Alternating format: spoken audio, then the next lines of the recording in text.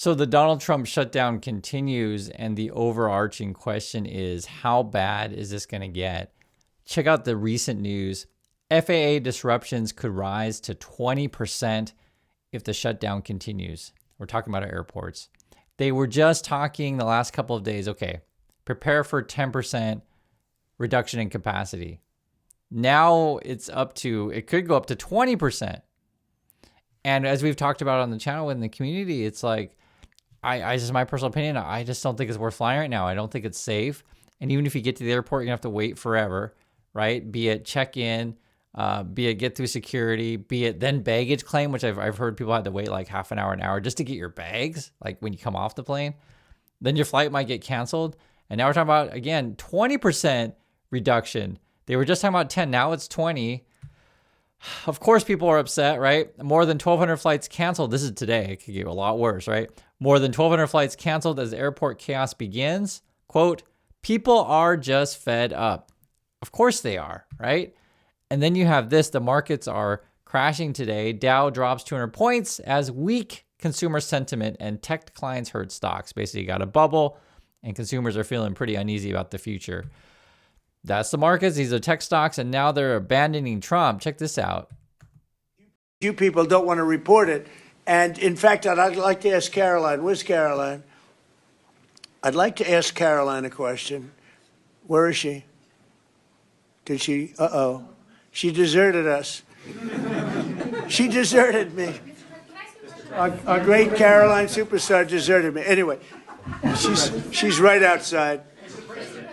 She was going to talk about, because the fake news yesterday, they talked about that. They said, oh, I don't want to talk about affordability. The reason I don't want to talk about affordability is because everybody knows that it's far less expensive under Trump than it was under Sleepy Joe Biden. And I don't know who's saying that. I don't know. It was like, hey, guys, everything's so cheap under Trump. I mean, it's getting to the point, and I understand from Carolina's point of view, is like, I'm not going in front of the camera. You go in front of the camera. If you want to go talk to the American people, you go do it yourself. I mean, but when they do come, they're starting to admit and talk about recession now. Check this out. And so I think that Secretary Bessent wisely said we're starting to see pockets of the economy that look like they might be in a recession. Now, we're not in a recession because of this, but there are pockets that are really hurting. And if Recession. What else we got? Flights canceled hit major airports on first day of FAA reductions. This is just the beginning.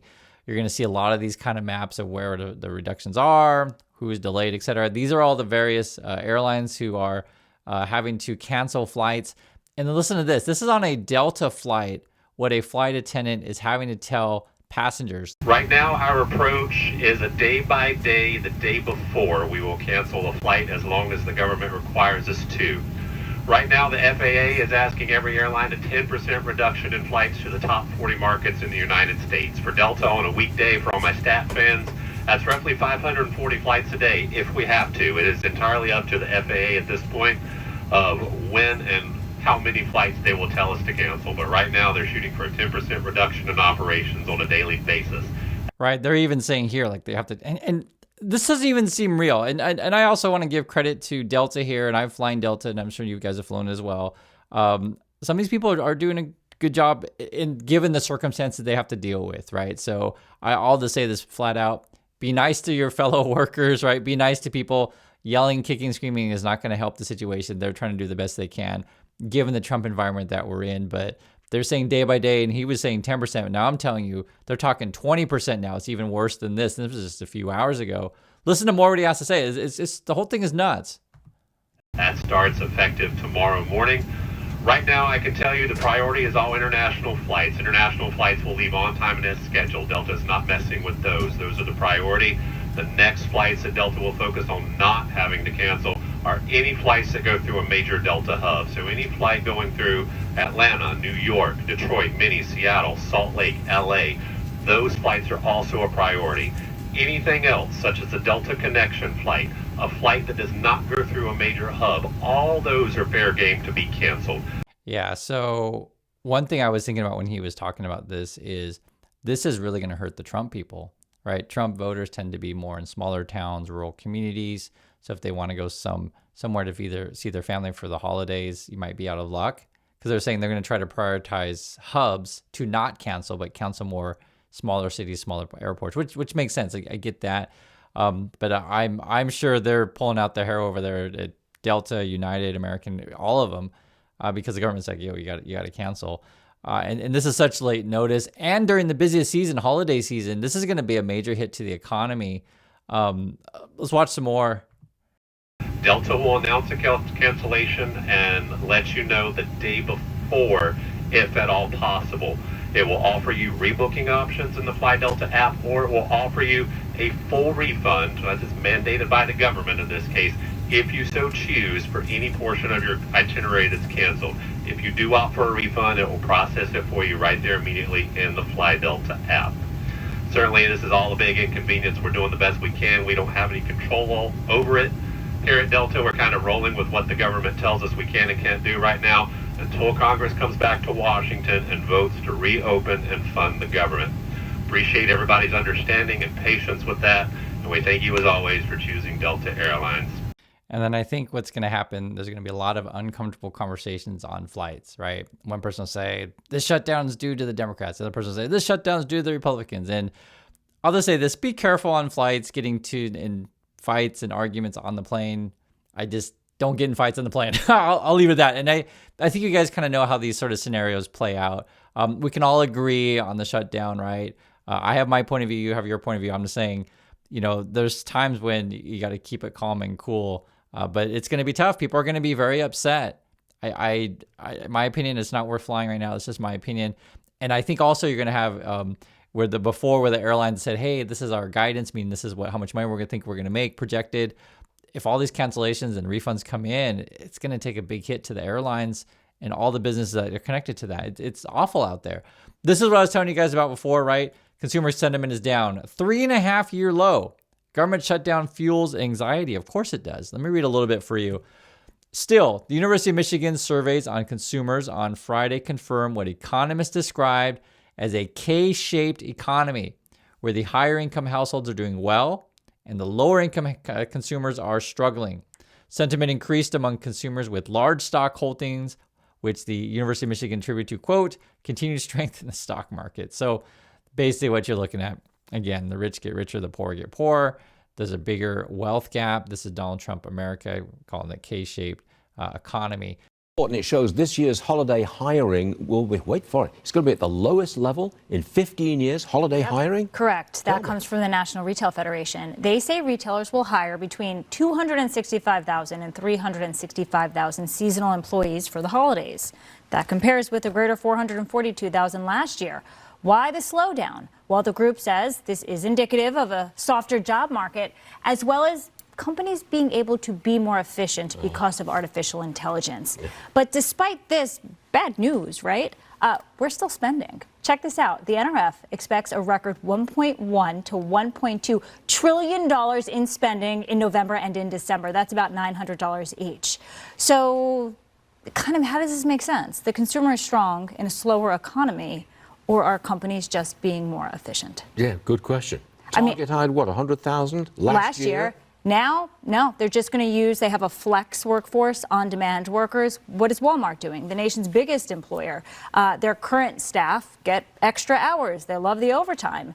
And Amazon is hiring the same exact number as last year, or 250. Okay, there's a couple different ways you can look at this, right? So basically what they're talking about is less hiring during the holiday season of the temp workers, okay? So one is, yes, the market is weak. The job market is weak, so less job opportunities, okay? So clearly, if you're not working, then you're not going to be shopping, and you think things would slow down. But then they point out to where, hey, but people are still buying. And this is where you have to understand the full picture. So basically what it ends up being in right now in today's economy is the wealthier are making up a larger portion of retail sales, okay? So I'll put it in the most simplest terms. Let's say all of shopping this year is $1 trillion or whatever it ends up being, okay? What if you have a situation to where all that shopping is, say, the larger portion of it is made up by wealthy consumers, right? So people are buying, their yachts and their luxury goods and these kind of things, and that, yeah, sure, there's still economic activity, but there's a larger percentage of that is being people, again, the K-shaped economy on the upper end of the income scale. Whereas at the bottom, you're not buying anything at all. You're just like, I can't even put food on the table. So the numbers that when you talk about the economy, it may seem, as Fox are trying to put it, like make it better than it sounds. But again, it just depends who you are, and you're getting a split. And you'll see this happen, unfortunately, under Trump. Again, his policies are tax cuts for billionaires and such. And then if you need food or healthcare or whatever for the rest of you, forget about it. We are going to implement a 10% reduction in flights over the course of the next week. And again, that becomes that is from the data that we see from our safety team at the FAA. We see additional triggers or stats that are going in the wrong direction. And we want to make sure we take out that pressure from the system and, again, make sure the airspace is safe as Americans travel through it. So, yes, you're going to see more cancellations. We're still going to watch the staffing triggers. What that means is air traffic controllers are calling in sick. That happens in different parts of the country. As that happens, you'll also see additional delays throughout the American airspace. But Sandra, I mean, the problem we really have is air traffic controllers aren't being paid. And just think about how this ripples, right? One family struggling, they're not getting paid, so they're not going to go shopping. And then the people aren't showing up to work, so then everything shuts down, so we're not flying. Or let's just say, for example, let's say people aren't getting paid at various government agencies, so you can't process your paperwork. Let's say you need to get a new passport right now. Maybe you can't, right? Probably you can't, chances are. This morning, flight reductions at 40 major airports are beginning to take effect. The FAA has ordered airlines to reduce flights at so-called high-impact airports by 4% this morning. That will gradually increase to 10% of flights by next Friday. Airlines not following the rules will be hit with a $75,000 fine per flight over the limit. This is going to be huge. So on a given day in the U.S., there might be 100 to 200 flights canceled. This is going to be 4,000. And mind you, it's not just canceled flights. Because of these canceled flights, there's going to be thousands more delays as well. And by the way, the 10% is just a starting point. They could ramp that up as more and more controllers call out. The FAA says the air traffic reduction is needed for safety because of the shortage of air traffic controllers and TSA agents during the government shutdown. And I just shake my head. I mean, I've been warning you guys about this stuff, and this is what's going on right now. And again, the overarching question is, how bad is this going to get? I do appreciate you watching. Please share your thoughts, and I'll catch you on the next video.